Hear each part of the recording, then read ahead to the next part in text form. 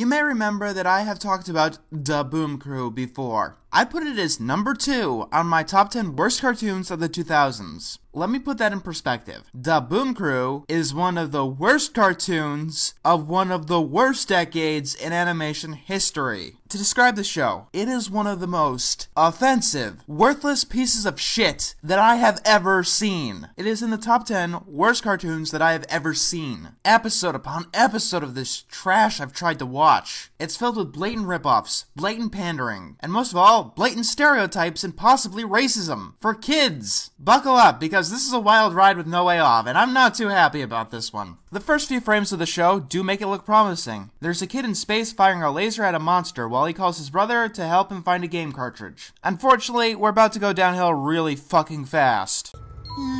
Actually, the Intergalaxial Weather Center predicts severe electromagnetic turbulence. Well, I'm a scientist. Almost. And here, we have the first major problem with the series. Our main characters talk in the most annoying, obnoxious slang that you will ever hear. It's obviously outdated now, but was it outdated back in the 2000s when the show came out? I mean, that was 10 years ago. If that's what missions are all about, whew, I'll be staying home and watching TV. Well, that slang dates to about 1995, maybe 1985, 10 to 20 years before Da Boom Crew came out. That really inspires confidence. Yeah, remember back in the early 2000s when you and all your homies were Tony Hawking it all up over the splees? No, because that never happened, because no one used any of this slang ever. Tony Hawk was never used as a verb in slang. The writers just jumbled together a bunch of words that they thought sounded cool to pander to kids. And, there are many, many unfortunate implications about this. It's great that you're trying to have a diverse cast, but when every character talks like an obnoxious stereotype, it doesn't reflect very well on you. So two of the main characters are black characters. And they're both token black characters, despite being the main characters of the show. I swear, these characters are written like the people behind the show have never seen a black person before, and have only heard about them in legends and fairy tales. How do you fuck up this badly? Do you mean, can't touch this? Hammerman still pops with the kids, right? He's gotta be tops. I'm sure, dropping it down with them groovy beats. Seriously, can I get the subtitled version of this episode? You know, the one that hints the characters might be spouting dialogue that is understandable somewhere on Earth? This is silly. Why are we all so glum? Look out there. Look at that. We're stuck here, but we can still do our mission. Why don't we just enjoy it? And each other. The one character who doesn't speak in incomprehensible slang talks in technobabble that they indeed had to make up themselves. This is supposed to be a running gag where she calls these common household tools like a wrench or a hammer these made up sci-fi words. And it's tied into her character. You see, she's a token too. She's the token nerd. Because none of these characters have any goddamn personality. These two characters here are written and act almost exactly the same on the show. Which, once again, can be taken the wrong way very fast. Also, does this look familiar to you? Yeah, this show tries his damnedest to rip off Samurai Jack. Samurai Jack, if you don't know, is my favorite cartoon of all time. So you might imagine that I'd be pretty pissed off to see it badly stolen and placed here. Hey, this is popular with the kids. Let's blatantly steal stuff, and then maybe we'll be the most popular cartoon of all time. How'd that turn out for you guys? Yeah, a show with hefty unfortunate implications and does nothing but pander. Can you imagine a show like that making it big? Maybe Da Boom Crew was just too ahead of its time. But back on topic, the concept of Samurai Jack is that an evil sorcerer sends the only person who could possibly defeat him, with the only weapon that could possibly defeat him, thousands of years into the future so he can get powerful enough to stop the samurai. Here's the concept of Da Boom Crew. You're gonna love it. 4 kids design and build a video game. Then one day, because blaga fragadada, they're teleported into a world that's identical to their game. And yet, they're constantly surprised by everything, and they don't know where anything is. Let me repeat that for those who have brain function that reasonably states that this is too stupid for anyone to reasonably consider. These characters are in a world that looks exactly like a video game that they built. It was described as identical to a video game that they built. But they do not know where anything is, and they're constantly surprised by everything they come across. If I got pulled into a video game that I made, well, to be honest, I'd probably kill myself to get it over with as quickly as possible, but at least I know where all the goddamn secrets are. I don't think I've ever come across something like this before. The concepts of this show is a plot hole. Someone, somewhere, had to stop and think about this, right? Oh, who am I kidding? Kids are stupid. They'll watch anything as long as we got lots of pandering and we steal things from everything. Your theme song stole the music from Puff Daddy's Come With Me. We are 4 minutes in, at the intro, and this show is one of the shows that I respect the least. I respect it less than almost everything else that I've come across. Ren Seeks Help had more effort at least. Hell, Over Two Rainbows at least tried to do something original. I mean it. Over Two Rainbows put a ton of effort into doing as little as possible. The Boom Crew put as much effort into stealing other things, because it's creatively sterile and stupid. And it has just as low of an opinion of its target audience as Over Two Rainbows. When these boom cartridges are inserted into a thing, it makes the bad guys go away and restores the planet to its natural state. Savvy? Good. Let's talk about the bad guy. Why the kids are in the galaxy that they coded, yet don't understand anything about, is never explained. Just one day a space thing happens and puts them into space for no reason whatsoever, and it looks like the space that they coded. So Dark Dipshit decides that he wants the boom discs for himself. And then we go back to...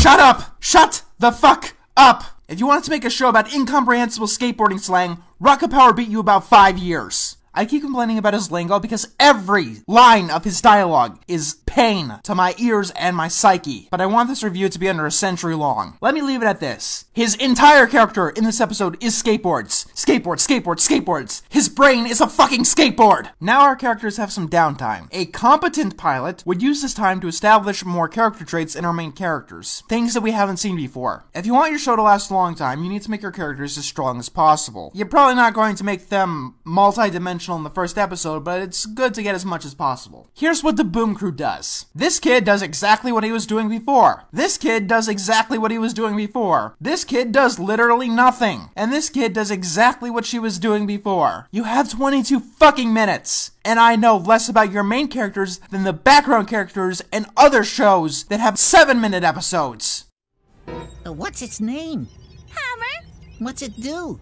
Hammer! Okay, why the technobabble? I'm not a handyman, an inventor, or a scientist, so maybe I just don't understand this. Why would you give simple tools the most complicated descriptions possible of your own device, of your own invention, when you're around other people who have no hope of understanding you, and you need their assistance? I get the intention that this is to make her seem smart. What this actually does is make her seem incredibly stupid to common sense. They figure out where another boom card is, and they need a computer despite the fact that they made the fucking game.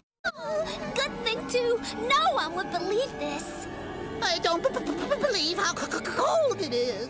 I got inkling you're tooting the wrong ringer, man. I'm not certain the deals is in your visage. Know what I'm saying? Of course you don't know what I'm saying, because slang in animation is stupid! It takes about 6 months to a year to make an episode of television quality animation or Family Guy, and slang moves faster than that. A word of slang will be dead in about 5 weeks. Unless you want to make your show as cheap as 12-ounce mouse, any slang you use should be assumed to be out of date by default. So the kids land on a planet.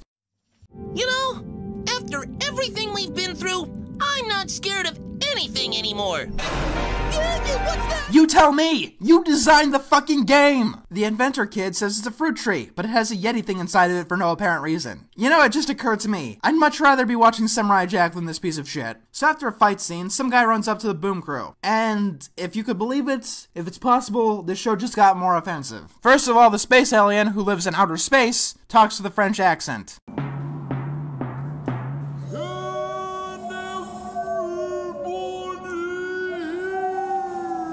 A bad stereotypical one that he frequently slips out of. Also, he's a coward. He's afraid of everything. Every second of this show is uncomfortable in ways that I haven't experienced before this day. I have a feeling that this was like an accident or something. Like, the creators didn't know any better because they showed no awareness that this kind of portrayal is a bad thing. Just like they show no awareness that their tokenism and obnoxious slang is a bad thing either. At best, the Cowardly Frenchman is a painfully outdated joke that's been seen way too much and makes the show even more questionable. At worst, how the hell did anyone sit down, watch this, and think that any part of this episode was okay? You probably didn't hear her properly.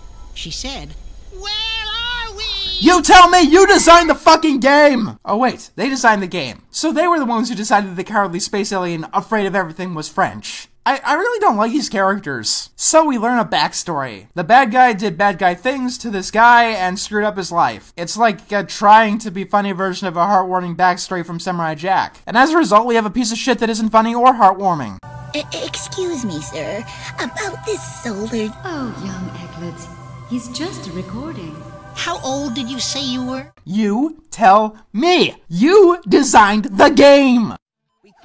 Do you know what design a game means? Do you know what it means to create a game? It means that you determine what is in the game. It means that you determine how the game works. And you know what? Actually, do tell me. Why would the space alien, afraid of everything and trying to lie about his heroism, draw a cave portrait of him running away? I'm beginning to think you guys are shitty game designers. I mean, take a look at another show with a similar concept, Code Lyoko. They get surprised by things in the game, but that's because they found it. They didn't make it themselves. The space alien says that all of his worst fears are coming to life because of the boom cartridge. Also, for some reason, the Boom Crew is splashed around the episode on various backgrounds. I have no idea why. I mean, I get it, it's the title of the show, and the Boom Crew technically made the game. I think. But it's just distracting. If it's meant to be something like The Snail in Adventure Time, that's pretty much always kept out of the way, and you really need to go out of your way to find it, and it fits with the environment. Then they all get attacked by a monster. Okay, well that wasn't very well animated. And for some reason, the girl doesn't even use her weapon.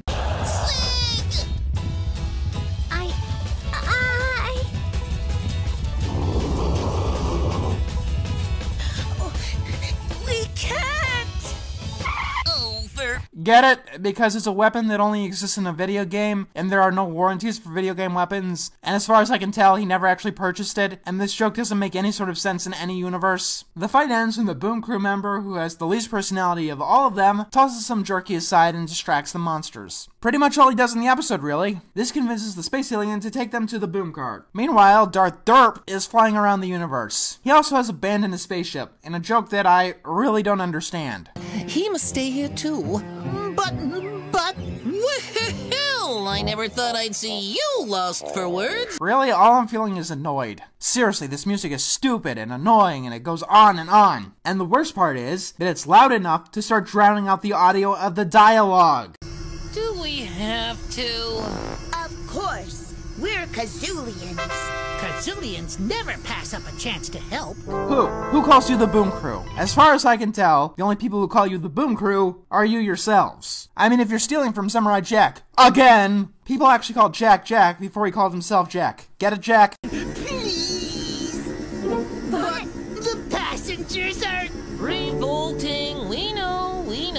Oh my god! Pointing out your problems does not make them go away. Kids being pulled into a video game or technology for whatever reason is a great concept. A lot of good cartoons have gotten a lot of good mileage out of such a concept. But, the Boom Crew, there is no way to do this concept worse than the way you have done it. The concept of your show is actively going against everything that the show is trying to do. This world is a lot like your game. The space alien knows this. He has admitted this. Why the hell do you need help finding the boom cartridge? You designed the game. You should know where it is. Where all of them are without any help whatsoever. None of you have amnesia. Even if this game was procedurally generated, you should at least be aware of what you could experience. This space alien is analogous to an NPC with coding that one of you at one point would have had to put in. How did no one realize how stupid this sounded? The plot of the show is literally a plot hole. It's not that they didn't think it through, it's that they didn't think about it at all. And speaking of absolute stupidity, knowing that everything the space alien is afraid of comes to life, one of the kids asks him everything that he's afraid of. We have another fight scene. Maybe it's just because the show is awful, but I'm really getting bored of all the fight scenes. I don't care about these kids, or their objective, or this show, and those are important things to keep fight scenes interesting. I mean, for all you've stolen from Samurai Jack, you would at least bother to do that. I get the idea. Kids are supposed to see themselves in these characters' shoes. That's why their characterization is so weak.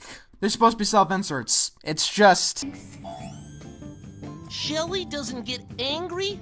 Huh, like farts don't smell. No, just no. One of the kids finds the boom cart, but then Darth Dipwad gets to it first. And before he gets away, the space alien starts charging towards them with all of his fears. Hey, Darth Dumbass! Your rocket is right there. You've got 1,000,000 robots. Why don't you just have them distract the Boom Crew and leave? Instead, they just stand there trying to push it back and forth with each other. So how does putting duct tape on the guy with the helmet stop him from speaking? I know that a lot of other cartoons also pull this stunt. I don't care. The worse the show is, the more minor problems you end up seeing, and the less likely you are to forgive them. You see, if the Boom Crew was good, I wouldn't care about this. But because the show is foul and disease-ridden, even minor problems telegraph themselves to you like a neon sign. According to this map, We're stuck in an unknown quadrant called the Lootyverse. right. What do you mean that you suspected? It was already outright stated. Take him back. Oh, wait, hold up! I'm an entertainer! You need me! Rock swells his focus! If you want, I'll harmonize! You're right, because your show is canceled 4 episodes in. Oh my god. How could you fuck up lip syncing that badly? You could have 2 frames. One for open mouth and one for closed mouth, and it would still look better than what you just did. And then we ended on a Star Wars homage. Because can't have anything original. Nope.